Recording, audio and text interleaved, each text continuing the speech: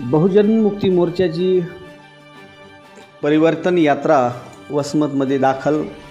Doctor Babasaheb Ambedkar स्मारक येथे राष्ट्रीय अध्यक्ष वामनजी मेश्राम यांनी डॉक्टर बाबासाहेब आंबेडकर यांच्या प्रतिमेस पुष्पहार अर्पण करून छत्रपती शिवाजी महाराज यांच्या पुतळ्यास अभिवादन करत सर्व कार्यकर्ते पदाधिकारी यांची भेट घेत परभणीच्या दिशेने रवाना झाले. यावेळी संपूर्ण तालुक्याभरामधील बहुजन मुक्ती मोर्चाचे कार्यकर्ते पदाधिकारी मोठ्या संख्येने या ठिकाणी उपस्थित होते.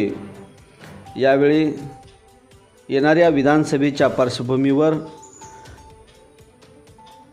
संस्थापक अध्यक्ष वामनजी मेश्राम यांनी कार्यकर्ते पदाधिकारी यांची भेट घेतली.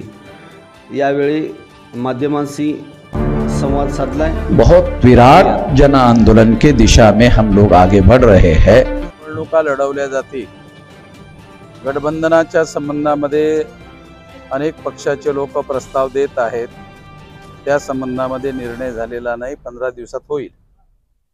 काय अजेंडा असणार आहे येणाऱ्या विधानसभेला? जाहीरनामा काढून तो सर्व अजेंडा जाहीर करण्यात येईल.